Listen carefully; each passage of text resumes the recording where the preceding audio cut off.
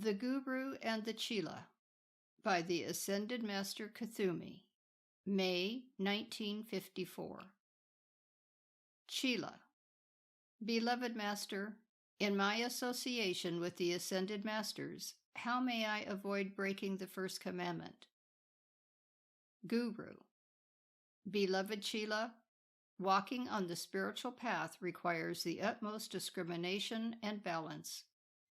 The development of this balance is the duty and responsibility of each Chela.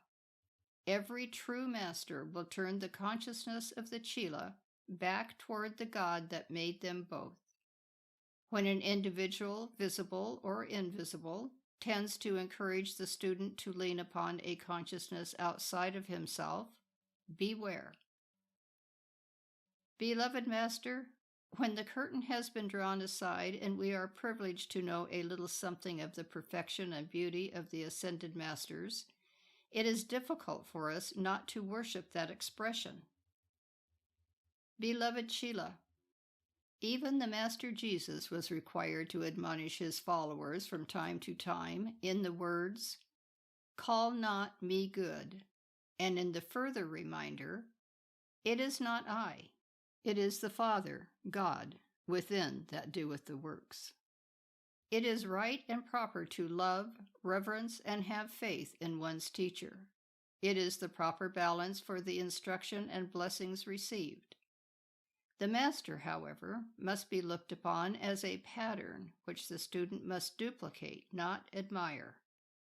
Beloved Master, as you have become that which we desire to be, it is our desire to do that which you would have us do, be what you would have us become, imitate you in all our ways. Beloved Chela, the Ascended Master has become one with the will of God. He therefore will never desire for you anything but that which your own holy Christ self desires to manifest through you. The advantage of the counsel and instruction of the Ascended Master is your protection and guidance during the time when you may not yet be able to discern from within yourself just exactly what the Christ self may desire to do through you. There are two roads open before the Chela. He may prefer to rely only upon that contact which he can develop from entering the silence and communing there with his indwelling Christ, relying upon his intuition and capacity to discern between the voice of the silence and the voice of his many selves. Or he may accept the assistance of the Ascended Master who has already full access to the Christ mind. This Master may suggest, when invited, a course of action which will be beneficial to the spiritual development of the Chela. A real master will never order nor compel, through superstition or fear, a course of action which a Chela should follow. All cooperation with the Great White Brotherhood is voluntary and proceeds from a desire upon the part of the Chela to know how to proceed up the mount of attainment more quickly. The students on the path may be divided generally into two groups. Those who accept the assistance and superior wisdom of guides who have gone the way before, and who, by such acceptance, strike straight up the mountain, and those who prefer to set their own pace and proceed around the mountain without the assistance of such volunteers from above. Either course is safe, either is sure, but the bold who grasp the hands of the Master find attainment more quickly, although the arduous climb may sometimes tell on their spirits before they stand on the summit.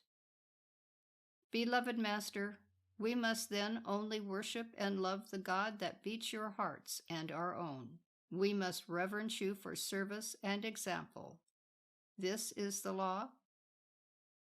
Beloved disciple, the pointing of the Chela into the secret place of the Most High, the developing of the Chela's capacity to find and draw forth his own God nature, the enjoyment of sharing the Chela's development of his own divine plan through giving him a method of application, but not applying the law for him, the protecting of the Chela by wise counsel from the pitfalls on the path, the enfolding of the Chela in the substance and radiation of divine love, which enters the Chela's world through association with the Master in mind and feeling, the constant spurring on of the Chela's endeavors to find the highest expression through his own self-conscious endeavors, the watching and waiting, the fanning of the spiritual embers by the presence of love, the active companionship upon the path.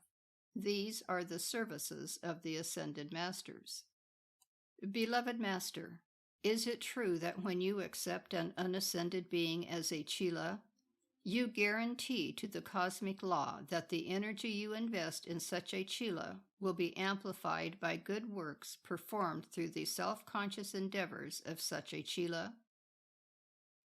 Beloved Chela, yes, that is true.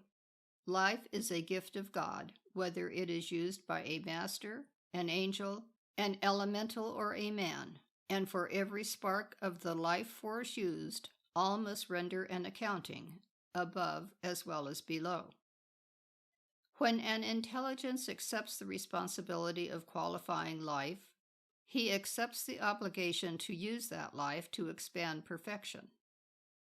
When a master, therefore, invests his time, energy, counsel, love, and companionship in the development of a Chela's consciousness, if that Chela does not live up to his light, the master must balance the investment of his energy in a poor project to the cosmic law.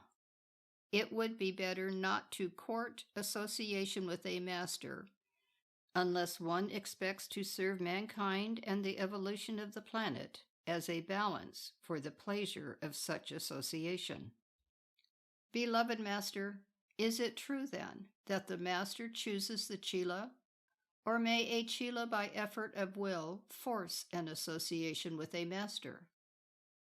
Beloved Chela, for the most part, the master has chosen the Chela centuries before the Chela is even aware that there are ascended masters. The master, through past association or particular momentums gathered into the causal body of a Chela, will choose to prepare certain life streams for an association in ages yet unborn from the womb of time. Thus, the love of the Master is the overshadowing presence that finally causes the Chela to awaken to an interest in a particular Master, to respond to his name, and to feel a complementary vibration through his inner bodies when working upon a particular ray. There are occasions, however, when a bold son or daughter of men proceeds to force an association. By doing good in the name of a master, by drawing his blessings through the life stream, by meditating upon him and touching the hem of his spiritual garments, his aura, such an one draws the master's attention by the law of magnetic attraction. An association is then born, stemming out of the unascended being's ambitions. This is a more difficult association because, like incubated flowers, anything forced requires more attention and care than that which develops through natural merit and momentums. Beloved Master, how can we find the particular master who is our sponsor, our guide, our guru? Beloved Chela, when the pupil is ready, the master appears. Until this hour, beware the subtle projections from the many selves which seek to glorify the ego. The natural development of your own spiritual nature will release a warm, pleasant, relaxed glow when you are under the radiation of your master. Be careful that personality is not exalted in the meditations of your heart. The master will mute self and glorify God. Blessings on you, child. More next time.